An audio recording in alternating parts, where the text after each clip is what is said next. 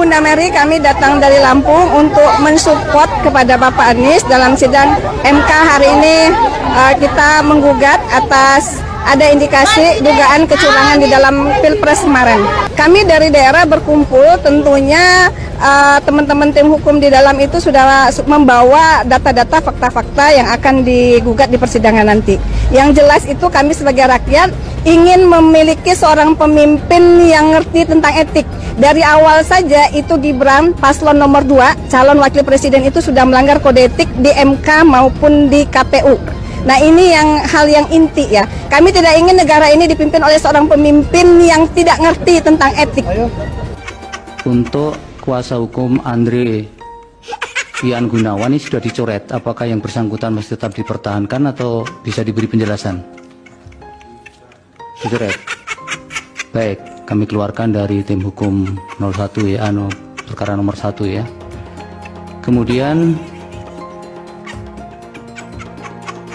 berkaitan dengan kartu tanda anggota advokat, ada yang sudah kadaluarsa, Pak Ikhwan Setiawan, mau nanti diupdate kembali. Kemudian kuasa hukum Pak Repli, Pak Said Kemal Julfi, Pak Iksan Prastia, dan Pak Fikih Aprilia tidak ada kartu anggotanya, supaya nanti dilampirkan pada persidangan berikutnya.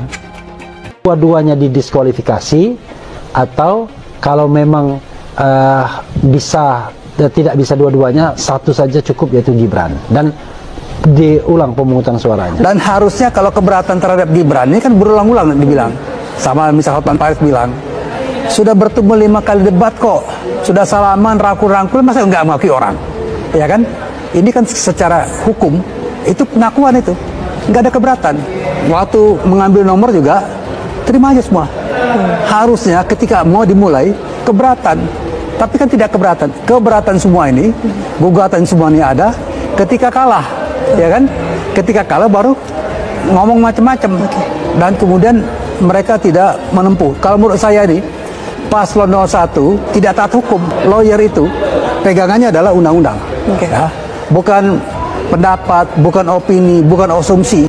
Bahwa tampak aneh apabila pemohon baru mendalilkan dugaan tidak terpenuhinya syarat formil pendaftaran pasangan calon presiden tahun 2024 setelah diketahui hasil penghitungan suara.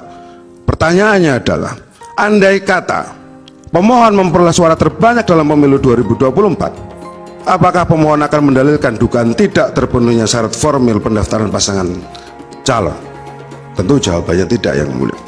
Semestinya pemohon melayangkan keberatan, atau setidak-tidaknya keberatan ketika pelaksanaan mulai dari pengundian nomor urut pasangan calon sampai dengan pelaksanaan kampanye dengan metode debat pasangan calon. Bahwa dalam kenyataannya pemohon tidak mengajukan keberatan sama sekali kepada termohon, baik ketika pelaksanaan pengundian nomor urut pasangan calon maupun pelaksanaan kampanye dengan metode debat pasangan calon. Sebaliknya, pemohon bersama pasangan calon nomor urut 2 mengikuti tahapan pengundian nomor urut dan tahapan kampanye dengan metode debat pasangan calon. Bahkan dalam pelaksanaan kampanye dengan metode debat pasangan calon, pemohon saling melempar pertanyaan, jawaban, serta sanggahan dalam semua kesempatan kampanye dengan metode debat yang difasilitasi oleh termohon. Sekali lagi, Yang Mulia, pemohon tidak menyampaikan keberatan apapun. Apa yang dimaksud dengan kelakuan super cengeng? Pada waktu pencalonan, pengumuman pencalonan, semuanya ceria, bersembira, bawa pendukung, dan semua calon dianggap sah, tidak ada protes apapun. Demikian juga waktu debat, semuanya ceria. Calonnya pun tidak pernah ada kata-kata, kamu tidak sah sebagai calon, kamu tidak sah sebagai cawapres. Ceria semuanya. Sama seperti anak tadi, waktu permennya masih ada, ceria. Tapi begitu kalah pemilu, langsung merengek-rengek, oh itu, kamu tidak sah sebagai calon. Sama seperti, makanya saya bilang super cengeng. Saya Prabowo menang, segera pindah agama. Saya nggak percaya. Ya, saya yang percaya yang menang itu adalah Anies Baswedan. Karena Allah tidak ridho Prabowo jadi presiden. Kenapa? Waktu saat kampanye, bukannya berzikir, malah berjoget-joget nggak jelas. Lihat Anies, kampanye sambil jadi imam dari Padang, kan itu maksudnya jadi presiden. Mana pantas Prabowo jadi presiden, hasilnya apa? Kampanye bukannya berzikir, bukannya berselawat, malah joget-joget nggak jelas. Udah badannya pakai apa? Tuhan, jika kami kumpulan orang-orang menuntut kebenaran, alirkan badai tsunami, arahkan alirannya menuju KPU, menuju Bawaslu, menuju Istana. Tuhan, dalam Ramadan 1445 Hijriah, kabulkan ya Roh. Antum apa Bapak udah sepuh, udah kasih aja yang mudaan. Ntar lagi diganti nama Samsul, aduh. Iya nggak? Itu muda, Bo. Ya Samsul apalagi pelangap pelongo, pinter nggak sih? Yang ngomong aja kagak pinter, udah jauh sama. Kata siapa? Pas debat kan pinter banget ya. Aduh, lawang diajarin ada monitornya di belakang. Oh, kita emang bukan. Ngapalin ya, Kok? Ya. Pak, Indonesia orang pinter, rakyatnya orang cerdas. Jangan mudah dibodohi. Mereka oligarki dengan semena-mena seperti itu, ngapain? Ini kalau Prabowo udah ditetapin presiden gimana ini malam ya, ini? mau nggak mau diterima, udah mau gimana? Kita udah doang berusaha ya tiap hari. Katanya Perang. Itu udah perang, tapi kan tetap menangan mereka, Pak. Teman kita ditangkap-tangkepin apa itu, Pak? Siapa yang jadi Bapak Presiden? Anies. Abah Anies jadi presiden. Entah dilantik Abah Anies nomor 1. Abah Anies. Abah Anies nomor 1. Cinta damai. Dicium sama anak kecil mau, sama bapak-bapak mau, sama nenek-nenek cium tangan mau. Presiden kayak gitu. Abah Anies jadi presiden sedunia. Abah Anies. Abah Anies nomor 1. Abah Anies. Abah Anies nomor 1 yang dilatih, pengumuman menang Abah Anies. Alhamdulillah Abah Anies nomor 1. Penentuan 2024, apakah Indonesia akan lepas ke tangan asing?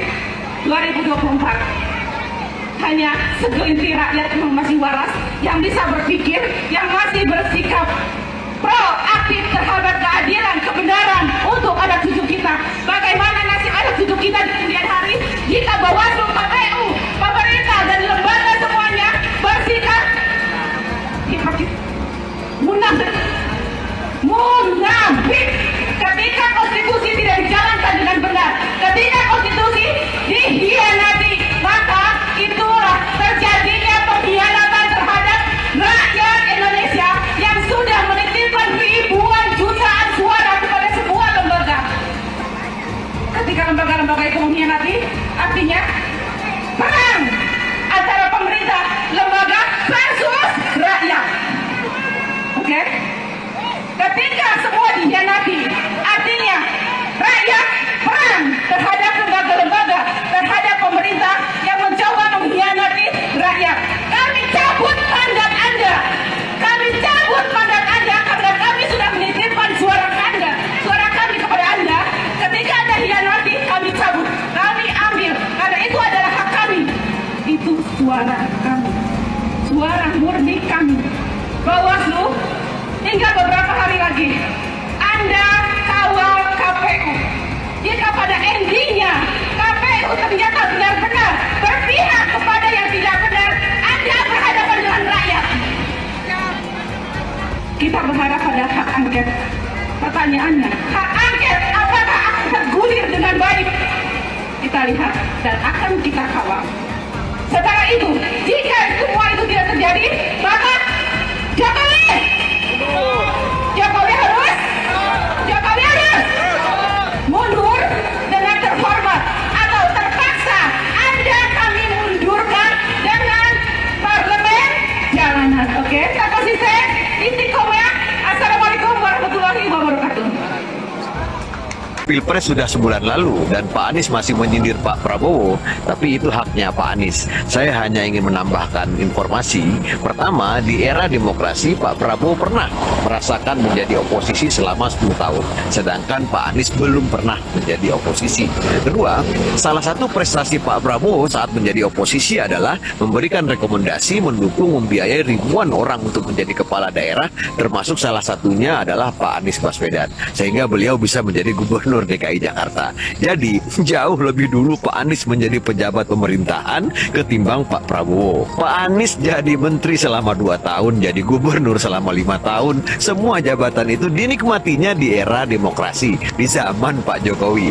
Bahkan, saat Pak Anies sudah jadi menteri, jadi gubernur, Pak Prabowo masih menjadi oposisi. Makanya aneh, orang yang lebih banyak menikmati kerja-kerja kader partai belum pernah menjadi oposisi, tetapi menilai kinerja orang lain soal oposisi. Pak Prabowo bukan tidak tahan jadi oposisi, tetapi Pak Prabowo dan Pak Jokowi ingin menjaga keutuhan NKRI. Saya heran juga mengapa Pak Anies tidak suka dengan rekonsiliasi atau kembalinya hubungan baik antara Pak Jokowi dan Pak Prabowo. Terima kasih.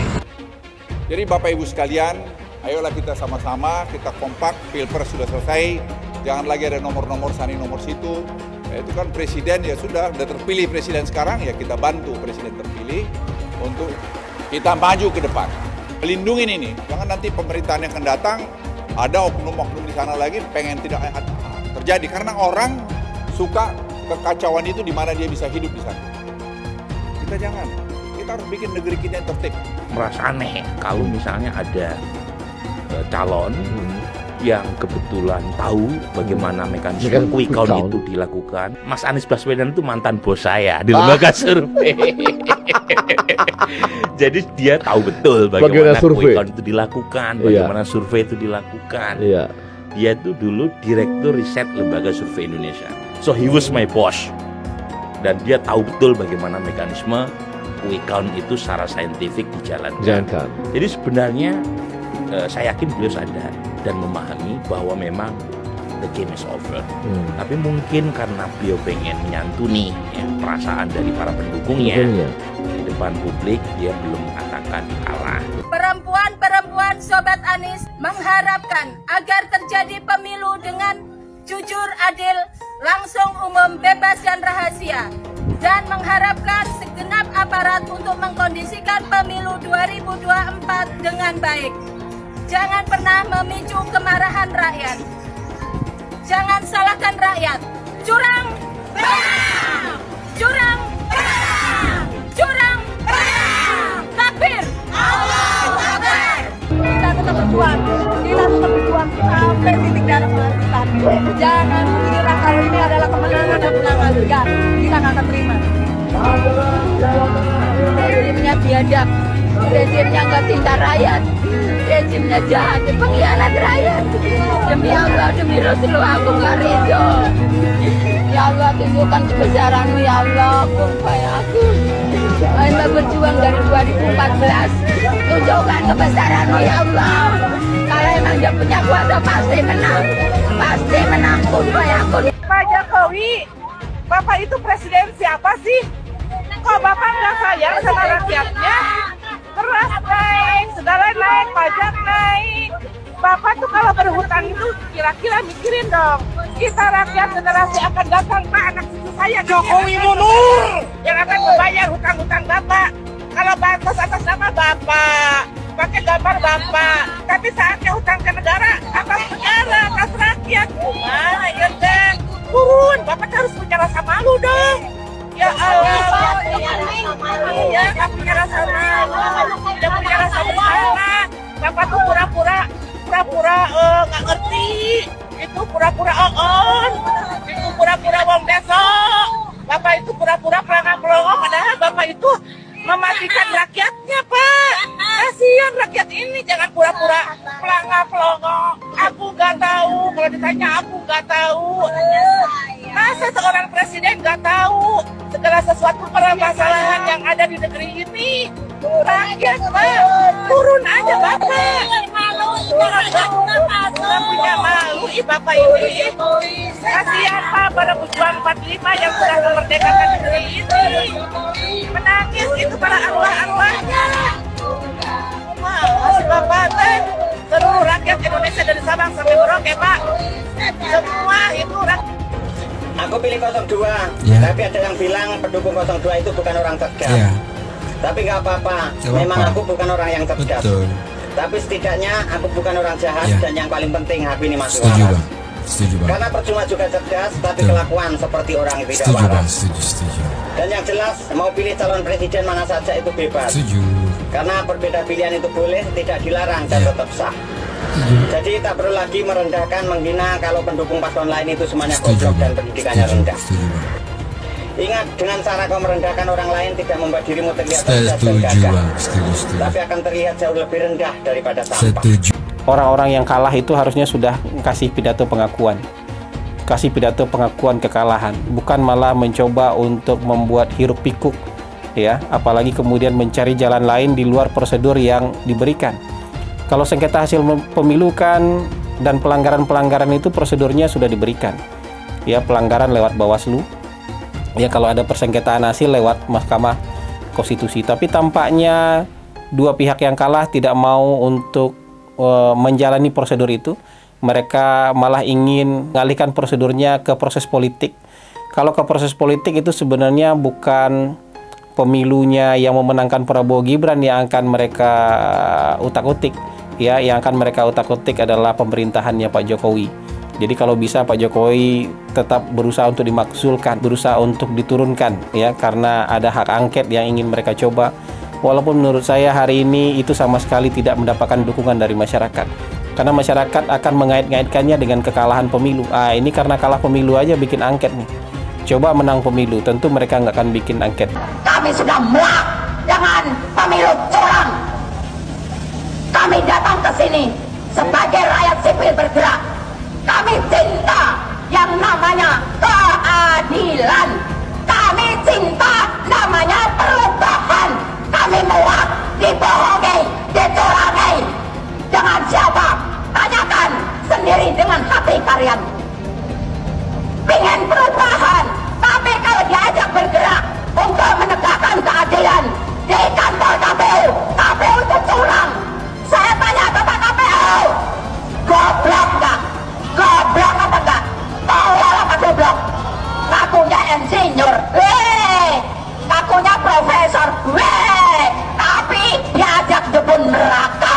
Dia mau dengan money dan jabatan yang terjual belikan negara kita oleh siapa? Komunis Cina. Ini fakta. Kalian gak usah takut menyampaikan kebenaran. Kalian gak usah takut. Yang hak katakan hak, batil katakan batil. Allahu Akbar. Allahu Akbar. Tapi kan itu quick count, belum real count. Ya, nggak apa-apa.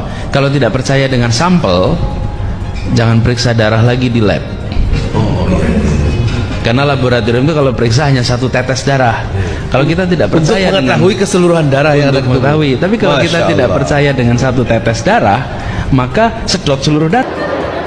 Ya, yang pertama saya ingin menyampaikan terima kasih kepada partai pengusung, pendukung, seluruh masyarakat dan relawan ya atas hasil quick count-nya.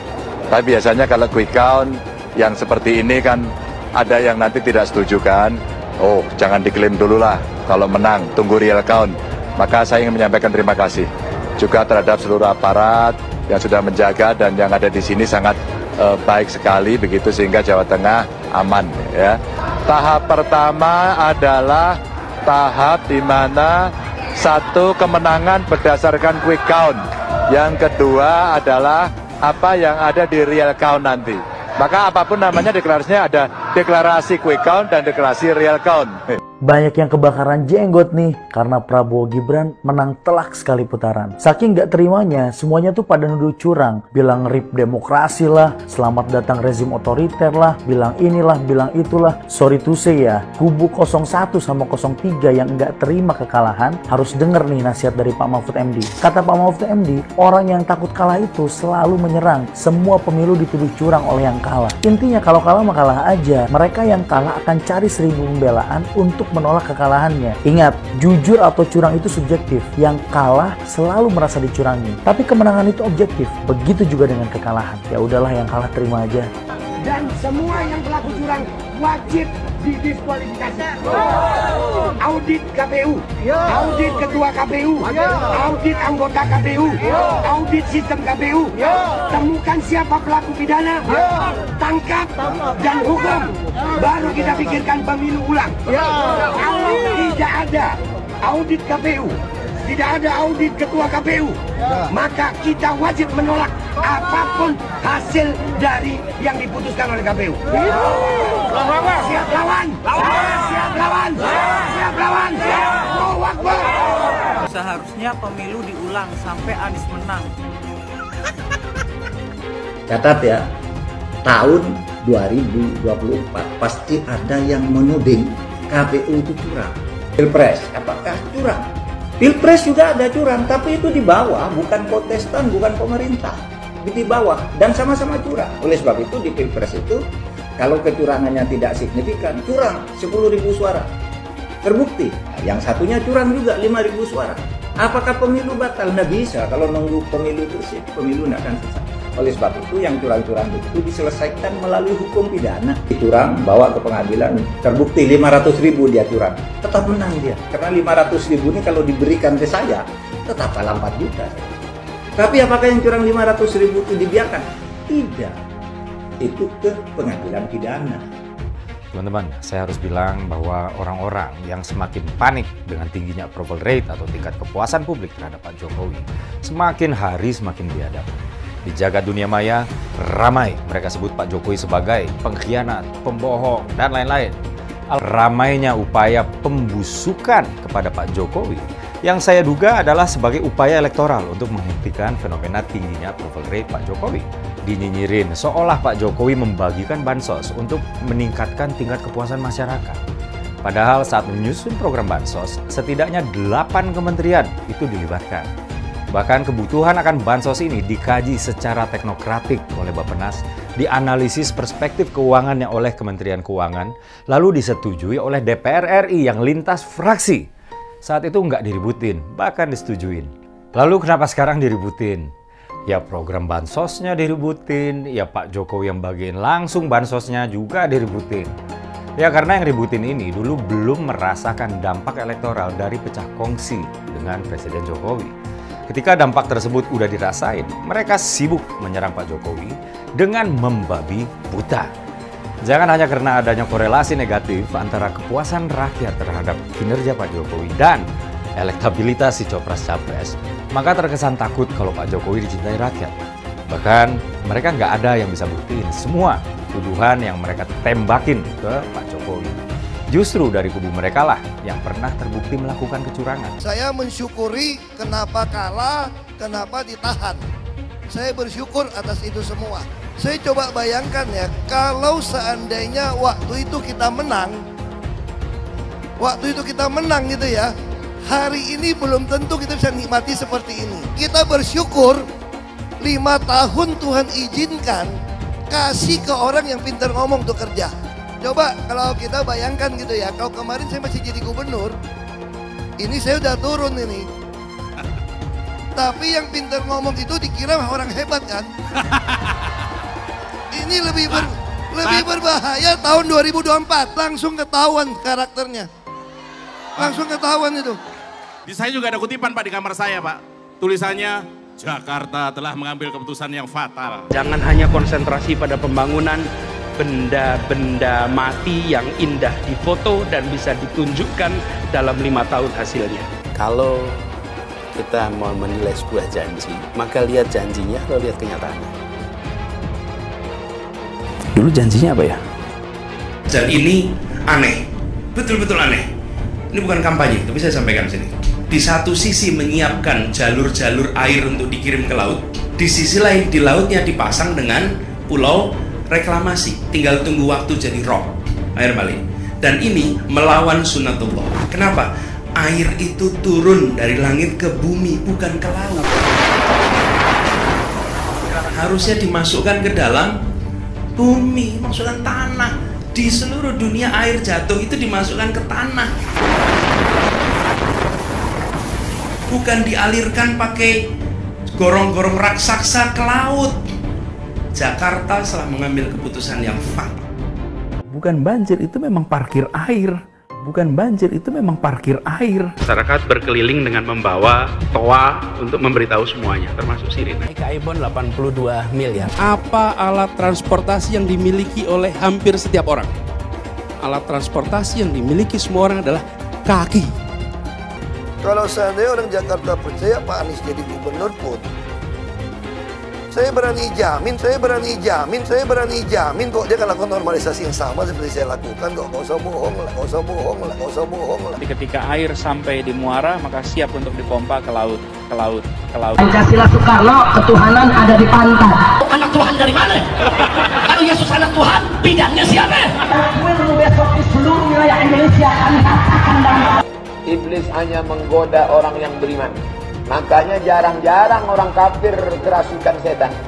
Yang kerasukan setan itu orang baik-baik. Jarang, saya belum pernah nengok Cina kerasukan setan. Pernah tak Ahok itu kerasukan setan? Enggak, setannya juga. Karena sesama setan dilarang saling menggoda. Karena di salib itu ada jin kafir. Karena di salib itu ada jin kafir. Karena di salib itu ada jin kafir. Haleluya. Kepalanya ke kiri apa ke kanan? Kepalanya ke kiri apa ke kanan? Kita percaya salib itu lambang mulia, bukan jin.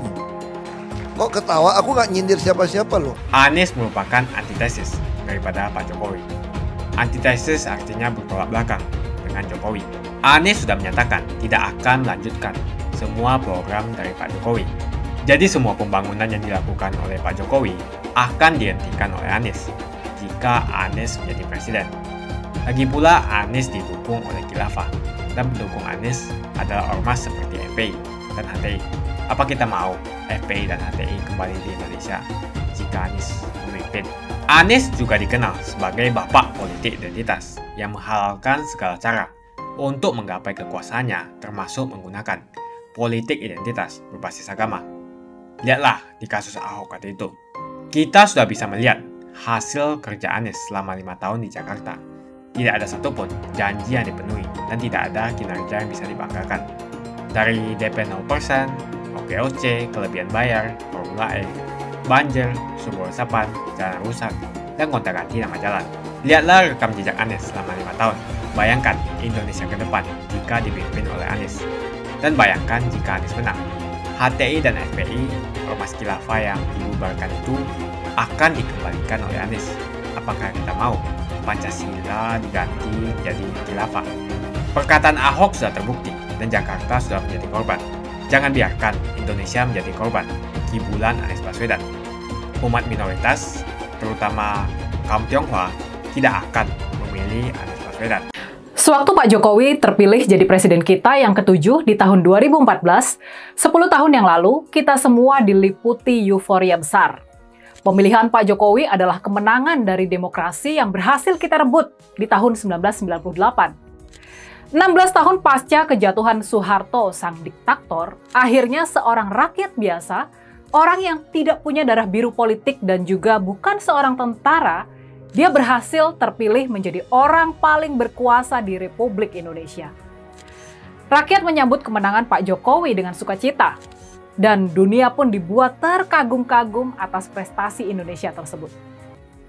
Waktu itu Pak Jokowi dan demokrasi Indonesia dipuji setinggi langit. Indonesia menjadi contoh sukses bagaimana demokrasi yang dibangun sejak tahun 1998 berhasil tumbuh subur di sebuah negara dengan penduduk muslim terbesar di dunia.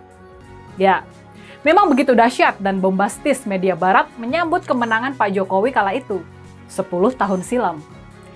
Dalam edisi internasional yang terbit tanggal 27 Oktober 2014 tersebut, Time menulis bahwa Pak Jokowi akan memimpin Indonesia, negara nomor 4 dengan jumlah penduduk terbanyak, sebuah negara demokrasi yang memiliki kekayaan alam melimpah, dan negara dengan populasi muslim terbanyak di planet bumi ini. Majalah internasional Time yang termasyhur pun memajang foto Pak Jokowi di halaman sampulnya dengan sebuah judul yang menonjolkan optimisme. A New Hope. Indonesian President Joko Widodo is a force for democracy. Sebuah kekuatan buat demokrasi.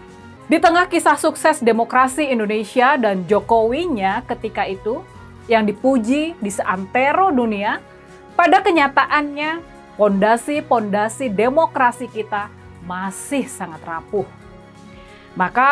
Makanya kalau sekarang 10 tahun kemudian, di pemilu tahun 2024 demokrasi Indonesia seperti tiba-tiba runtuh.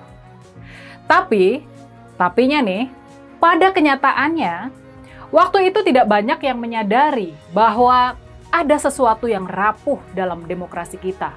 Ada sebuah ancaman yang tengah mengintai. Kelemahan demokrasi kita itulah yang bukannya diperbaiki, tapi malah dimanfaatkan oleh Pak Jokowi. Dan malah sebaliknya kondisi rentan masyarakat inilah yang kemudian dengan sukses dimanfaatkan oleh Presiden Jokowi buat cawe-cawe dalam pemilu yang baru lalu untuk memenangkan pasangan Prabowo Gibran. Dan dalam 10 tahun pemerintahan Pak Jokowi, kita tidak melakukan apa-apa terhadap kondisi yang berbahaya ini. Kita tidak melakukan perbaikan. Kita terus terbuai oleh kisah sukses demokrasi kita yang sesungguhnya rapuh ini. Suara dan aspirasi rakyat kalah oleh bansos, politik uang, dan tekanan aparat. Itu sebetulnya disebabkan bom waktu yang tengah mengintai kita itu. Semua ini disebabkan pondasi-pondasi demokrasi kita yang pada kenyataannya masih sangat rapuh. Ada sebuah cerita yang penting buat kita ketahui tentang pemilu di tahun 1955. Pemilihan umum kita yang pertama sekitar 70 tahun silam. Waktu itu upaya-upaya politik uang, pemberian amplop buat membeli suara rakyat sudah mulai dilakukan oleh para calon anggota legislatif yang nakal.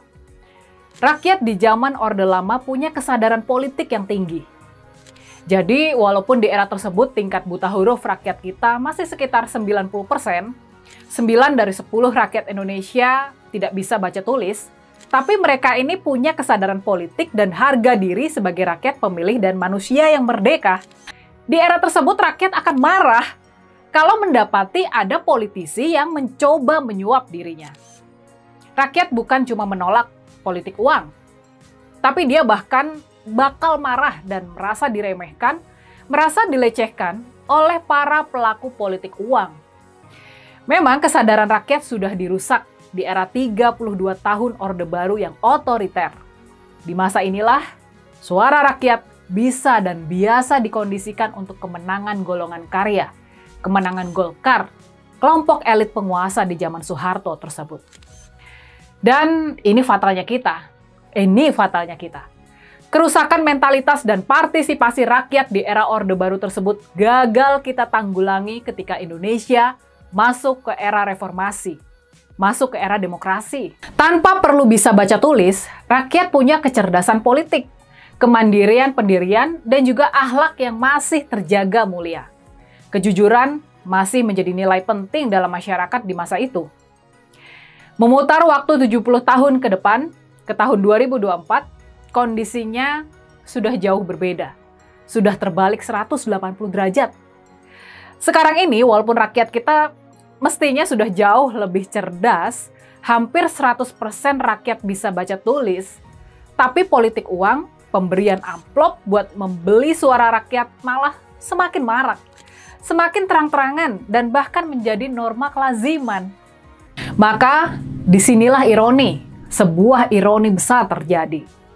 10 tahun berselang di tahun 2024, kemandirian politik rakyat bukan cuma gagal dibangun oleh presiden rakyat tersebut, gagal dibangun oleh Pak Jokowi, tapi malah sebaliknya.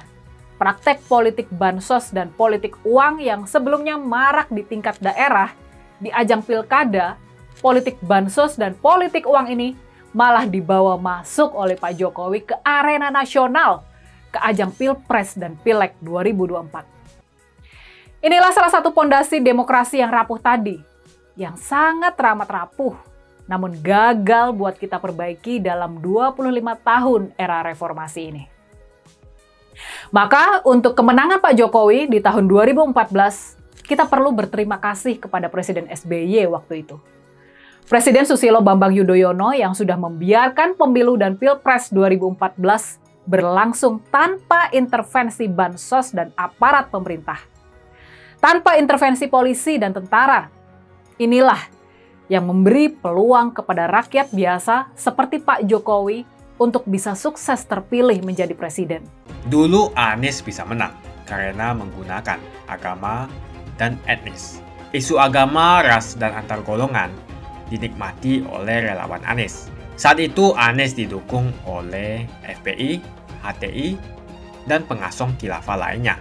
Pada akhirnya Ahok harus kalah, namun kekalahan dia adalah kekalahan yang membuka mata rakyat Indonesia bahwa masih ada orang-orang yang menang dengan cara menggunakan politisasi agama atau politik identitas berbasis agama. Ternyata banyak sekali orang yang dengan mudah terhasut lewat jalan-jalan seperti itu. Relawan Anies terutama dari FPI, HTI, PA212 seperti Bahar Smith dan Rizik Syihab selalu menghujat Cina, etnis Cina. Tapi saat ini negara Cina sudah menjadi nomor 1 di dunia. Saya bangga sebagai Cina.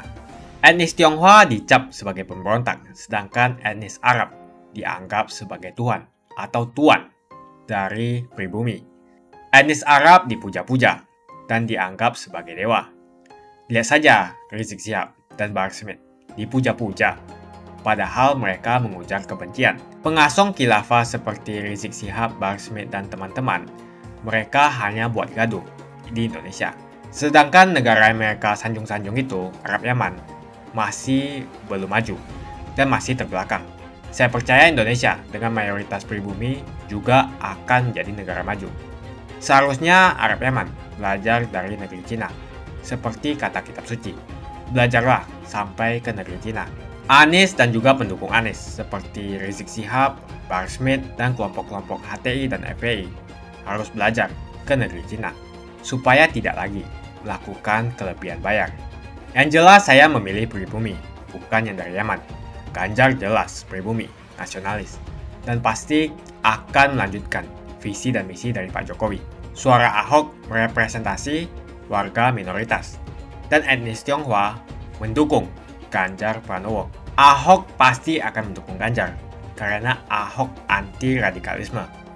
Ahok yang jelas tidak akan mendukung Anies Baswedan, karena Anies Baswedan didukung oleh kelompok khilafah, HTI, dan FPI, ormas terlarang itu. Anies merupakan antitesis daripada Pak Jokowi, dan diragukan kenasionalisannya, apalagi pribumiannya. Antitesis artinya bertolak belakang dengan Jokowi. Anies sudah menyatakan tidak akan melanjutkan semua program dari Pak Jokowi. Jadi semua pembangunan yang dilakukan oleh Pak Jokowi akan dihentikan oleh Anies jika Anies menjadi presiden.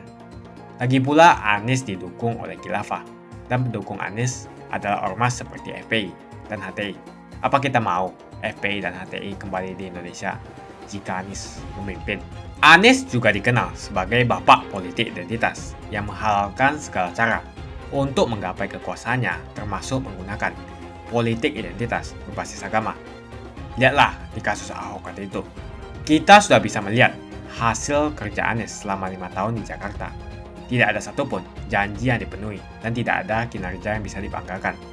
Dari DP 0%, OKOC, kelebihan bayar, Formula E, banjir, sumber resapan, jalan rusak, dan gonta-ganti nama jalan.